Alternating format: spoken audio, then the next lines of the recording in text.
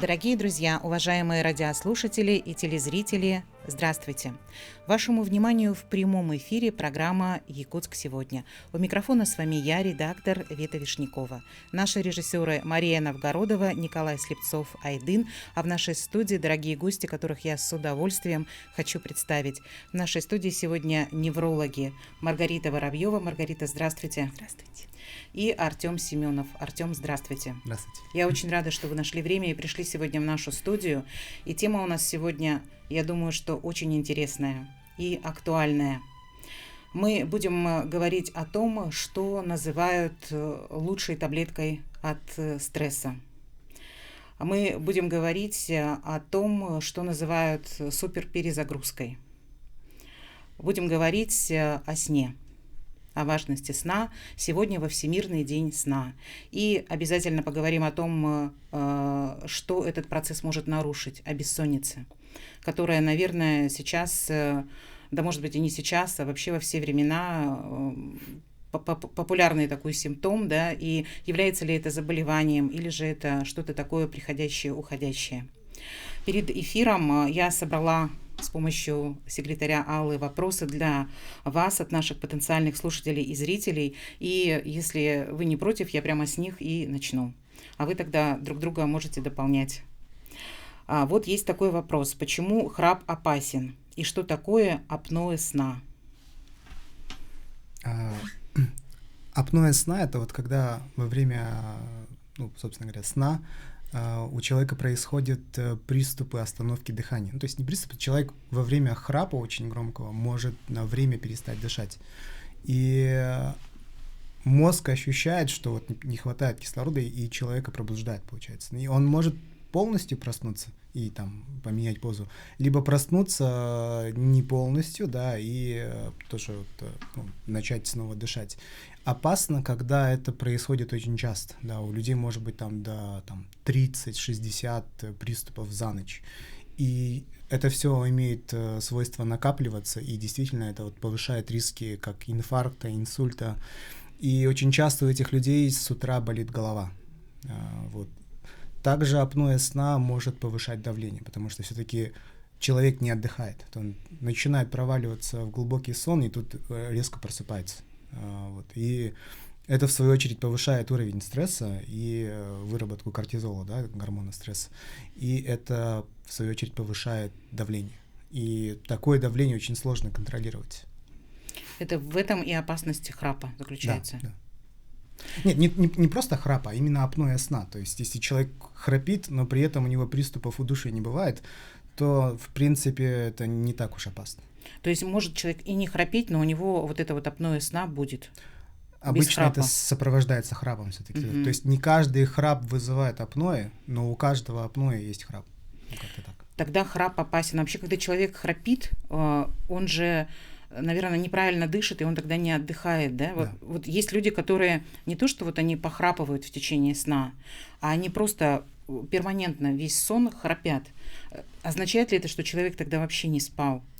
Или как-то по-другому? Да, я вот тут нюанс. То есть, если человек просто храпит, при этом у него удушья нет, тогда это ничего страшного. И храп не опасен тогда? Сам по себе храп, да, не опасен. Разве что для близких. Да. Просто это дискомфорт для близких, а так для самого человека это нормально. То есть он похрапел в свое удовольствие, он нормально в этот момент подышал, и он, в принципе, тогда выспался. Да. Чтобы убедиться, что нет апноэ сна, можно пройти обследование. Например, у нас в Якутске есть такая возможность, недавно появилась в медцентре, да? Полисомнография называется. А как вы сами спите и как вы гигиену своего сна отслеживаете? Потому что вы ведь очень глубоко вот эти вот все нюансы знаете и понимаете всю важность этого процесса для организма. Сон же это наше такое состояние, когда мы как будто бы немножко выпадаем, да, из сознания, такой бессознательный диалог с самим собой. И в этот момент мы не можем себя контролировать, да? Я в первую очередь человек, поэтому сказать, что у меня идеальная гигиена сна, нет. Наверное, в наше время, да, такое вот, когда много информации, вообще же шквал на нас обрушивается каждый раз. Нам, наверное, вообще очень сложно, да, за этой гигиеной сна, гигиену сна отследить. Да. Вот я как-то в прошлом году со своей мамой делал челлендж, типа, соблюдать идеальную гигиену сна. Это действительно работает. Вот через 5-7 дней у меня сон очень прям хороший был. И я отслеживал сон с помощью смарт-часов, да, и сразу же вот видно результат. То есть у меня, по крайней мере, при идеальной гигиене сна, насколько это можно, да, в моей ситуации, количество глубокого сна, оно существенно увеличилось. То есть если раньше я не соблюдал, и у меня там было 15-20 минут глубокого сна, то с гигиеной у меня прям 60 минут бывает, там 1,5 часа бывает. И это прям явно чувствуется. Это гигиена сна, вы имеете в виду, что вы в одно время вы стали ложиться спать, засыпать, это вот это? Гигиена сна — это вот как свод правил, получается. То есть там не только время отхождения, там использование кровати только по прямому назначению, допустим, да, только для сна, получается. Там нельзя смотреть ни телевизор, там, ни телефон. Днем не спать, просыпаться в одно и то же время, независимо, это выходной или будний день. Что там еще было? Прием пищи, да. Прием пищи, за сколько-то часов должен быть, и какая там должна быть совсем очень легкая, да? Ограничение кофе, стимуляторов после 6 вечера. Физическая активность в течение дня. То есть если весь день провести в кровати, да, спать будете очень плохо.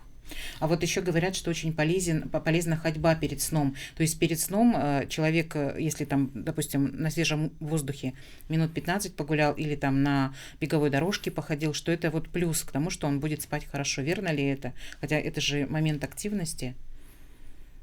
Такой, процесс активный. Если человек, допустим, все время проводит в офисе, да, в течение дня у него мало движений, плюс он еще испытывает какой-то стресс, да, какие-то дедлайны, и ему будет полезно именно часть напряжения, стресса скинуть через двигательную активность какую-то. Не прямо перед сном, там, может быть, вечером пройтись, прогуляться за 3-4 часа до сна. За часик-полтора. И вы упомянули дневной сон. Насколько дневной сон вообще нужен человеку зрелому? Потому что, понятно, что ребенок, когда маленький, да, то он дневным сном добирает и растет, и силы, и все прочее. А взрослым людям нужно ли это? Я бы сказал, дневной сон — это показатель того, что человек, скорее всего, не высыпается. То есть, если человек испытывает сонливость в течение дня, там, ближе к обеду или там после еды, скорее всего, он ночью плохо спит. Я бы так сказал. То есть, если человек хорошо спит ночью, ему не надо днем спать. Хватит ему этой бодрости, заряда. Да. Я сейчас продолжу задавать вопросы, которые мы собрали до эфира, и напомню, телефоны прямого эфира 32 00 66 и 32 11 66. По ним, дорогие слушатели и зрители, вы можете прямо сейчас позвонить и задать вопросы нашим гостям. У нас в студии неврологи. Кроме того, Маргарита и Артем еще цефалогологи. Это люди, которые лечат головную боль, и отоневрологи. Это взаимосвязь головы и слухового аппарата. В основном это головокружение. Шум в ушах, головокружение. Шум в ушах, да. То есть вот если у кого-то есть такие вопросы, тоже можем ответить, несмотря на то, что у нас тема сегодня о сне. Вот. Еще вопрос. Как связаны депрессия и бессонница? Говорят, что по сну можно заподозрить депрессию.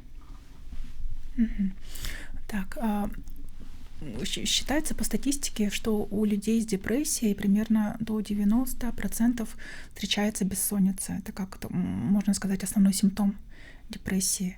Да? И там чаще всего именно нарушение не засыпания, а именно частого ночного пробуждения. Да? И обычно чаще они раньше встают. Допустим, в 4 часа утра проснулся и дальше спать не может. Иногда бывает наоборот, что человек во время депрессии может чрезмерно много спать. Все время хочет спать. И во время исследования, например, при полисомнографии, там определенные есть маркеры, то есть признаки депрессии. То есть там по определенному меняются фазы сна, определенные укорачиваются, другие удлиняются. Вот, и получается, тут необходимо лечить именно депрессию как первопричину, а не бессонницу. Депрессия это обычно... симптом. Обычно лечат антидепрессантами, да, или в том числе. Психотерапия. Да. антидепрессанты. А Да. бывает же, что антидепрессанты тоже вырубают человека, ему вообще сон не нужен становится. Вроде бы это лечит депрессию, но в то же время может вот эту вот бессонницу продлить. Мгм. В зависимости от вида антидепрессанта.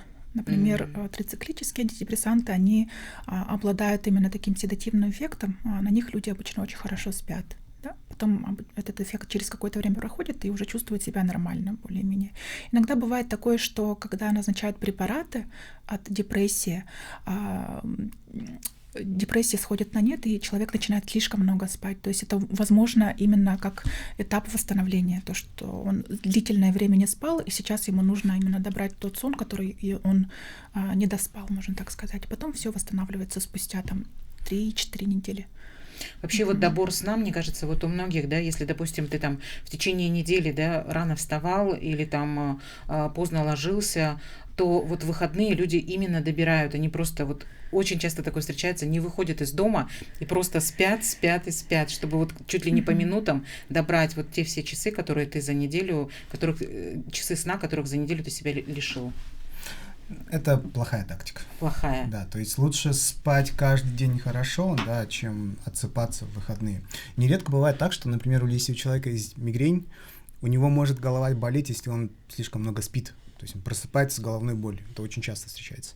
Вот, поэтому, да, лучше соблюдать правильную гигиену сна, да, и настроить, так сказать, сон таким образом, чтобы каждый день хорошо спать.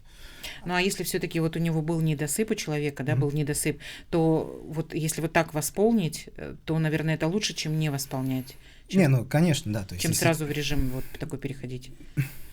Ну, вообще, при лечении бессонницы именно, да, используется когнитивно-поведенческая терапия. Да, и когнитивно-поведенческая терапия подразумевает, что человек самостоятельно улучшает сон, вот, и одним из методов лечения является, наоборот, ограничение сна.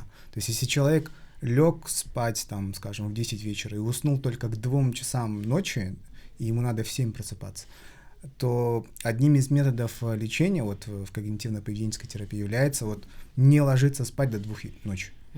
Да, и он проснется в 7 утра, ему будет очень плохо, скорее всего. Но зато вот эта вот усталость накопится, и он ляжет спать пораньше. На следующий день. На следующий день, да. Ну или там через 2-3 дня. Вы упомянули про мигрень, мы как раз в прошлом эфире говорили об этом заболевании очень подробно, и был вопрос одной нашей слушательницы или зрительницы, которая рассказала, да, о своих симптомах и была уверена, что это мигрень. А вы как раз-таки развеяли, вы сказали, что скорее всего, что это не мигрень, а другое какое-то заболевание. А у меня все равно в голове осталось, что это мигрень, и я второй блок начала именно с того, что... И я подумала, что как вот у нас иногда, да, мы думаем, что вот какое-то уже такое в обиходе, да, которое очень популярное название какой-то болезни, и мы какие-то свои симптомы начинаем просто вот в эту коробочку запихивать и называть, допустим, это мигрень, вот голова болит, все, значит мигрень. Может быть, с бессонницей то же самое, вот, допустим, у нас есть там какие-то факторы, которые провоцируют, да, просто вот то, что мы не можем уснуть, а мы уже ставим на себя вот это клеймо, что у меня бессонница. Часто ли такое встречается, и какие вот факторы могут человека ввести в заблуждение? Вот есть более популярная вещь, любую боль в спине называть остеохондрозом. Да, вот, кстати. Это прям наш бич. И лечить это все. Ну вот остеохондроз — это не болезнь. Тогда и лечить не надо, а у нас же там мазь от остеохондроза. Мы таблетки подбираем, прямо курс лечения, все это. Остеохондроз — это вот такая же вещь, как морщина, получается. Она есть у всех людей, ну, появляется у всех людей седые с течением времени. Же, да? Да. И так же, как морщина, остеохондроз не болит. То есть человека можно вылечить, сделать рентген, остеохондроз тот же будет. Вот, возвращаясь к теме бессонницы, вообще, если человек там 1-2 раза плохо поспал, это не бессонница, конечно.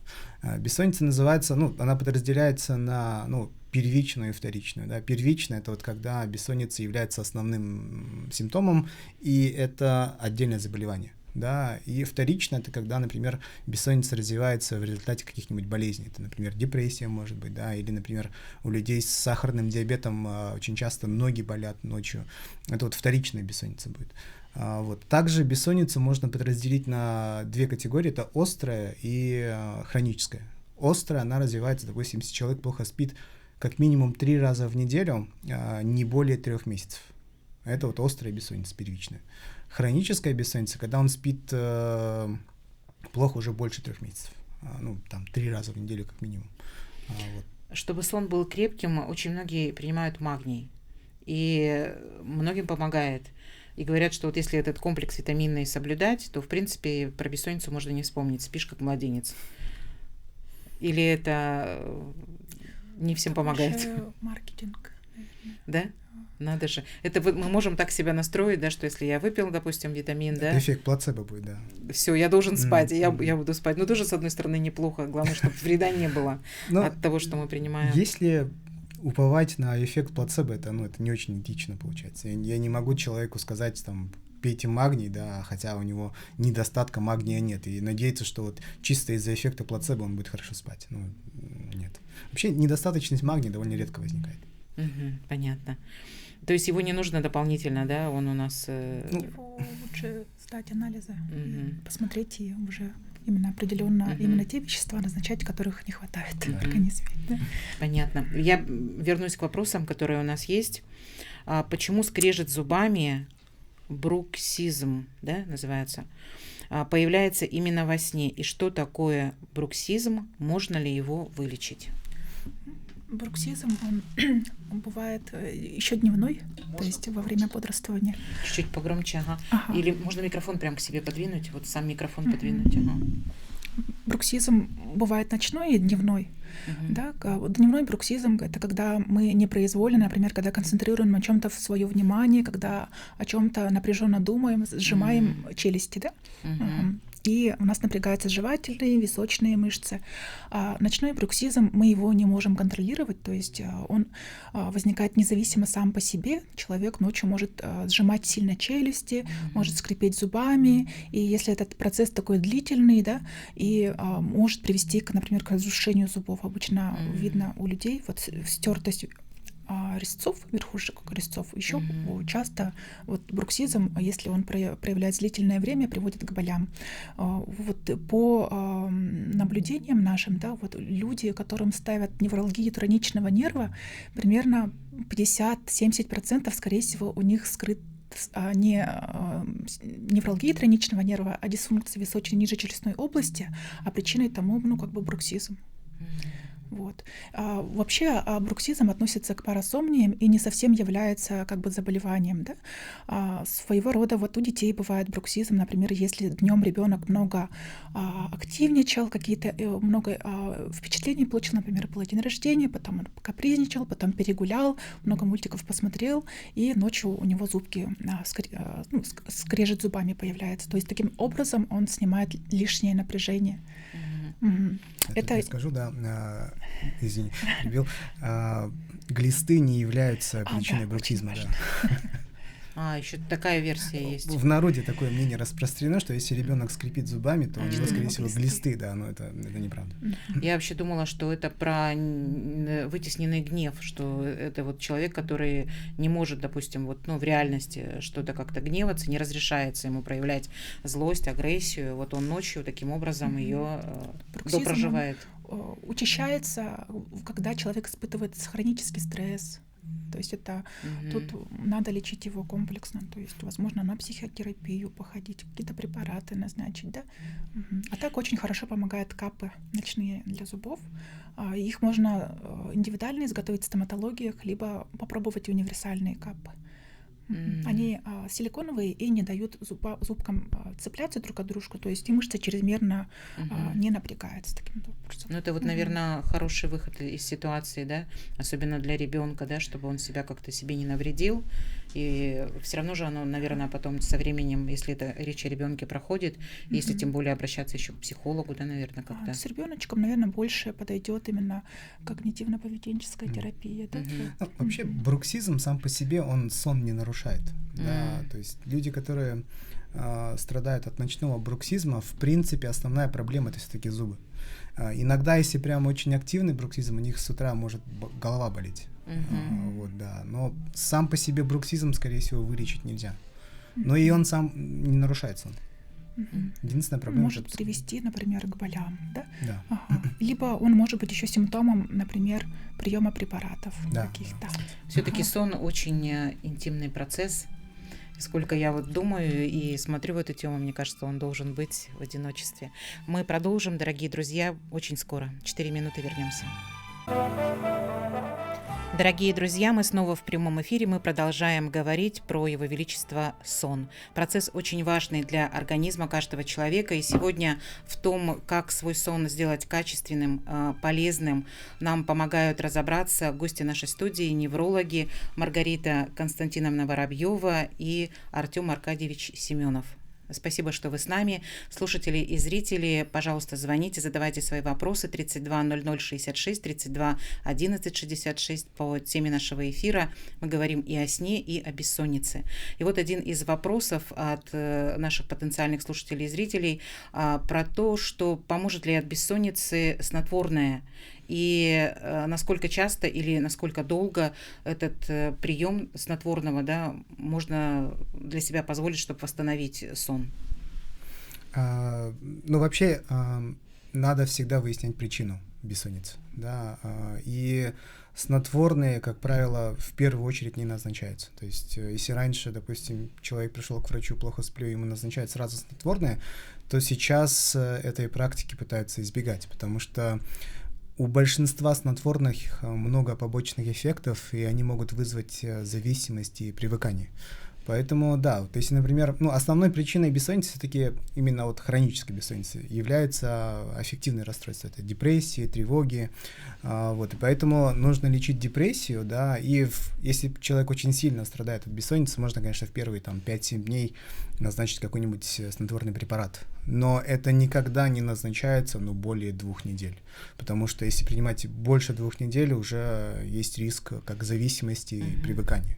Привыкание — это когда человеку нужно принимать все большую и большую дозу, чтобы добиться прежнего эффекта. Да, а зависимость — это когда человек без этого препарата не может спать. И вот снотворные — это очень такие вот лекарства, которые могут эти проблемы вызвать как раз-таки. Мы в эфире обычно не называем названия препаратов, но я все-таки позволю себе назвать один препарат, который более чем популярный, потому что его покупают и применяют при любых расстройствах сна, даже совсем незначительных. Мелатонин. Насколько он безопасен, потому что кажется, что ничего страшного, там таблеточку поделил, может быть, когда-то и целую выпил, зато хорошо уснул, как младенец, выспался утром, все замечательно. Так ли это безобидно? Мелатонин, который сейчас продается, он синтетический, да, и его как бы есть основания его назначить, если есть именно бессонница, связанная с нарушением его выработки. Обычно считается, что у людей старше 40 лет количество мелатонина уменьшается, выработка его, а он регулирует наши биоритмы. И еще можно его использовать, например, если человек меняет часовой пояс, например, вот в Москву улетает или обратно в Якутск, и если он проживает, например, в тех местах, где полярные ночи, полярные дни, да, то есть ночь не наступает, это обычно летом, да, все солнышко вот вокруг крутится, экватор. То есть наоборот, где ночи не наступает? Да, потому что мы как бы привыкли к тому, что когда темнеет, да, и наш организм начинает готовиться ко сну, и этого вещества выделяется больше. То есть, да, а если человек проживает именно в тех регионах, где есть полярные ночи, соответственно, и полярные дни, да, в летнее время, то у него этот цикл может сбиваться, то есть он может хуже спать именно в летнее время. Тогда, да, можно использовать. Вот, Да, мелатонин не является снотворным препаратом. Да. Он запускает сон, но сам по себе у него как бы седативного, снотворного эффекта нет.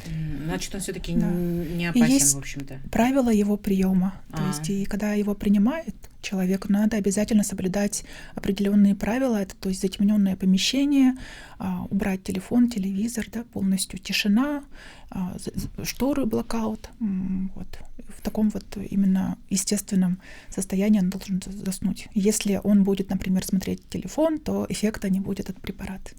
Да, все экраны, они излучают синий спектр. Да, и по одной из теорий считается, что синий спектр — это вот спектр, не спектр, цвет неба получается, да, если мозг этот спектр воспринимает, значит сейчас день, да, и спать не надо. А все экраны его излучают, получается. То есть телефон, там, планшет, телевизор. Все говорят, что день не надо спать. Да, и Мозг поэтому... точно живет сам по себе, да? Ну, почему? Он наоборот живет по своей древней программе. То есть, если небо голубое, значит, это день, и не надо спать. Если небо темное, значит, пора спать. А мы, получается, этот механизм уже сломали, да, у нас есть вот лампы дневного освещения, которые этот синий спектр излучают, да, есть телефоны, вот все эти экраны, они этот цикл очень сильно нарушают. Да, у нас, кстати, вот такой вопрос был, насколько это может спровоцировать бессонницу, когда перед тем, как лечь спать, ты зависаешь в мониторе или телевизор кто-то смотрит. Ну да, то есть получается, что синий спектр, он подавляет выработку мелатонина. И если до самого, как сказать, сна смотреть экраны, да, тогда сон откладывается. И тут проблема не только в мелатонине, дело в контенте, который мы потребляем, получается, с телефонов, да, там ТикТоки, Инстаграм, вот эти вот короткие видео, они очень сильно возбуждают мозг, потому что это вот там длительность там 40 секунд, да, там 1,5 минуты, и это постоянное новшество получается. Мы не называем соцсети, которые запрещены на территории Российской Федерации, но я сделала эту ремарку. Правда ли, что кофе будоражит мозг, и сколько чашек безопасно пить в день, чтобы не нарушить процесс сна? Как бы кофе употреблять безопасно, если нет, допустим, там гипертонии, да, нелеченной, и желательно его употреблять до 6 вечера, хотя бы до обеда желательно, да. А вот если, например, у человека скачет давление, и все-таки он склонен к повышенному давлению, верно ли, что он исключает из рациона кофе? Или все-таки можно пить кофе, потому что, ну, допустим, кофе несет в себе еще и какие-то полезные элементы? Тут дело именно, наверное, скорее всего, в привычке человека. Если он прям очень любит вкус, да, он может, например, заменить на кофе без кофеина, да, если у него вот прямо злокачественная гипертония. Если, в принципе, он принимает постоянно препараты, и давление у него на препаратах постоянно нормальное, да, он может себе позволить чашечку кофе. Если ему нравится вкус, нравится эффект и нравится вообще ритуал приема кофе. А вот цикорий, некоторые на цикорий заменяют кофе. Да, можно. Нормальная альтернатива, да? Так, вот еще про онемение есть вопрос, почему во сне могут занеметь руки. И, кстати, нередко такое встречается, да, что даже, например, еще ты не проснулся, но понимаешь, что у тебя либо руки, либо ноги вот онемели. Как раз вот к вопросу еще про судороги, да, вот в ногах. Онемение чаще всего возникает из-за того, что человек передавливает свои сосуды. Вот, допустим, в какой-то позе лежит, да, и отлежал руку, например. Вот, и да, это нарушает сон, то есть человек должен проснуться, поменять позу, или там люди даже встают, там, трясут руками, да, вот. Либо, например, слишком мягкий матрас, то есть человек в матрас проваливается, да, и это опять-таки передавливает сосуды.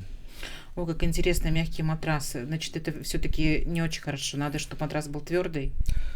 Ну, я не скажу, что прям это строгая рекомендация. Скорее всего, больше так, что чем больше вес человека, тем тверже должен быть матрас, чтобы он в него не проваливался. А вот про одеяло еще говорят, что уж для хорошего сна необходимо тяжелое одеяло, которое слегка придавит, что вроде бы это как отсылка к вот нашему детству, когда нас пеленали, да, и что вот необходимо какое-то давление на тело. Так ли это? Ну, есть исследования, да, которые показывают, что утяжеленные одеяла, они улучшают качество сна, но рекомендовать это всем я бы не стал, да, ну и его эффект, скорее всего, переоценен. А вообще на что нужно ориентироваться, чтобы твой сон был, вот вы сказали, да, вот когда вы гигиену сна сами, да, вот так все отрегулировали, все хорошо, все-таки вы по протоколу все это сделали, или нужно как-то индивидуально, вот, допустим, кому-то вообще нравится спать без одеяла, да, кому-то все-таки подойдет там более тяжелое какое-то укрытие. У нас есть телефон, я сейчас прерву свой монолог, вы можете надеть, можете приложить просто к уху. Алло, здравствуйте. Алло. Алло, здравствуйте, представьтесь, пожалуйста, слушаем вас. Алло, меня зовут Тамара, мне за 60 лет, ага. Да, Тамара. Задавайте вопрос. Здравствуйте. Я сама себе поставила ДППГ, да, после этого я маневры, конечно, там сделала какие-то там по YouTube, да, но после этого 2 дня, уже второй день у меня страшные головные боли. У нас есть в городе вообще врачи, которые занимаются маневрами при ДППГ, да? Мне очень понравилось сначала то, что я сама себе поставила диагноз. Может быть, вдруг вы ошиблись, а то мы, правда, сами-то себе можем все, что хочешь. А голова кружится? Нет, это просто я вычитала, извините, пожалуйста, я вычитала просто то, что вот резкие головокружения, да, у меня вот легла нормальная, утром встаю, и сильное головокружение, прям с постели можно было упасть. Ну, это действительно похоже на ДППГ, да. И вы сделали маневр, а сейчас голова кружится после маневра? Голова сейчас не кружится, но голова сильно болит. Угу. Ну, это непривычная головная боль у вас, получается? Да, непривычные головные боли. У меня особо там головных болей не бывает. Но вам нужно обратиться к врачу. Вы можете свой контакт оставить, да? Да, мы с вами после эфира свяжемся. А вдруг это мигрень, да? Да. Вот как раз прошлый эфир можно посмотреть в соцсетях, запись прошлого эфира, мы подробно говорили про мигрень, про заболевание такое. Ну, конечно, нужно обследоваться, да, без этого никак. Тем более, если такие сильные боли, а как с ними жить-то? Все равно что-то же нужно делать. Есть вестибулярная форма мигрени. У нас остается до конца эфира 7 минут, просто я вот сейчас, чтобы обозначить, да, у нас много вопросов. Я вот думаю, какие лучшие вопросы нам взять, чтобы больше пользы принести за эти 7 минут. У нас есть про Паркинсона, Альцгеймера болезни, действительно ли, что сон влияет на память, да, вот потом у нас есть про смену часовых поясов, мы вроде сказали, про вещи сны есть, да, в литературе и в фильмах нас часто посвящают в эту историю, да, и даже делают кульминацией сон. Почему после сна иногда просыпаешься разбитым, с высоким давлением, с головной болью? Яркие сны означают ли, что мозг не отдыхает в это время? Так, вот опять же про мигрень. Может ли бессонница, да, стать причиной мигрени и причиной инсульта? Правда ли, что спать нужно менее 10 часов, потому что более 10 часов это вредно? Так, вот наверное, вот такие вопросы остались. Что из этого можем взять в работу? Думаю, может быть, рассказать клинический кейс? Давайте. Из практики. Давайте, это всегда интересно. Обратилась женщина, и за 40 лет, да, зрелого возраста, с жалобами на то, что она не может спать, и просит рецепт на снотворное. Вот. И, естественно, нужно хорошо в этом разобраться, чтобы понять, почему человек плохо спит. И во время беседы выяснилось, что все-таки она не может заснуть. Бывает же, такой человек засыпает, а потом просто часто просыпается. Как бы проблем с засыпанием нет. У нее именно проблемы с засыпанием. И когда она вроде как уже готовится ко сну, все хорошо, ложится в постель и начинается. Это вот туда повернусь, на бок, потом на другой бок, потом не могу удобное положение найти. Вот так вот сон не приходит. И при уточнении оказалось, что все-таки есть дискомфорт преимущественно в ногах, такое ощущение неприятное. Это не боль, можно сказать, как-то внутреннее ощущение дискомфорта, и хочется постоянно двигать ногами. Тянуть, растягивать ножки, как будто бы вот мышцы затекли, да, и вот это состояние проходит, когда она встает, да, во время ходьбы исчезает, снова ложится в постель, опять появляется. И все-таки выставили диагноз синдром беспокойных ног. Вот. Он бывает первичный, как самостоятельное заболевание, да, есть вторичный. Мы должны исключать обязательно вторичный. А вторичный бывает часто на фоне низкого уровня ферритина. Да? Это латентный дефицит железа. Да? И она действительно сдала этот анализ, он у нее низкий был, там около 10, и после лечения препаратами железа ферритин подняли, и у нее эти симптомы прошли, соответственно, сон улучшился. вот без снотворных препаратов. То есть, интересно, человек даже Да. может сам, да, не подумать о том, что Да. у него не бессонница, а у него что-то болит, там, да, что-то его беспокоит в Да. теле. Потом вот за кадром мы говорили, да, вот интересные примеры, Артём, вы сказали про Майкла Джексона, Мэрилин Монро, что тоже Да. там, оказывается, такие есть нюансы. Да, ну вот Майкл Джексон, он страдал от бессонницы, потому что у него очень такая стрессовая жизнь была, да, и он много был в разъездах, и, видимо, у него вообще проблемы с детства со сном, и он принимал, ему давали препарат для наркоза. Ну и вот в один день случилась передозировка этого препарата, и он, к сожалению, умер. Вот. И Мэрилин Монро, да, то есть она тоже постоянно принимала снотворные, да, вот, которые сейчас уже не применяются, из группы барбитуратов. И там есть такой коварный феномен, да, когда человек выпивает таблетку, и он уже начинает, ну, клонит его ко сну, он забывает, что он выпил таблетку. И он еще раз принимает. И потом опять забывает. И потом там они могут там 5-6 таблеток выпить и сделать себе передозировку и умереть тоже. То есть раньше такие проблемы очень часто встречались. Если резюмировать наш сегодняшний разговор, да, вот, допустим, что я из нашего разговора вынесла, что снотворные лучше вообще не пить. Да. Потому что может быть и привыкание, да, и еще могут быть вот такие эффекты, что ты даже забудешь, потому что снотворное же на память влияет, что ты забудешь, что ты пил снотворное, и выпьешь его 5 раз еще подряд. Ну, к счастью, таких лекарств уже нет в продаже. Уже нету. Да. Но все-таки с памятью снотворное может ситуацию ухудшить. Да. У меня была пациентка, тоже жаловалась на хронический плохой сон, и вот она так очень метко сказала, что вроде я сплю, да, но нет сладости. Вот. И мы выправили ситуацию, но не до конца. И вот если она нас слышит, то приходите. А вообще сон хороший — это когда ты вот уснул, да, как провалился, и ты встал, и ты снов не помнишь, и ты просто вот чувствуешь отдохнувшим. Или наоборот, хороший сон — это когда все-таки какой-то сон есть. Ведь иногда мы во снах видим даже вот то, что может с нами случиться потом в реальной жизни. Такие вот вещи и сны же, их никто не отменял. Ну, я довольно скептически к этой идее отношусь. Да, да? Да, то есть один из эффектов сна — это, так сказать, консолидация, нет, как по-простому сказать. То есть, когда вот из кратковременной памяти человек переносит в долгосрочную память, да, и человеку обычно снится то, что с ним происходило в течение дня, да, или то, о чем он думал в течение дня. И, конечно, может быть такое, что вот он о чем-то думал, и потом это сбылось. Ну, то есть ему что-то приснилось, да, и потом через какое-то время это сбылось, да, но это, скорее всего, просто потому, что он об этом все время думал, да, и как-то вот предсказывал. И случаи, когда предсказание сбывается, человек запоминает, а когда предсказание не сбылось, он уже забыл об этом. И поэтому тут есть такое так называемое когнитивное искажение, да, то есть... Я бы еще пообщалась, мы уходим, спасибо за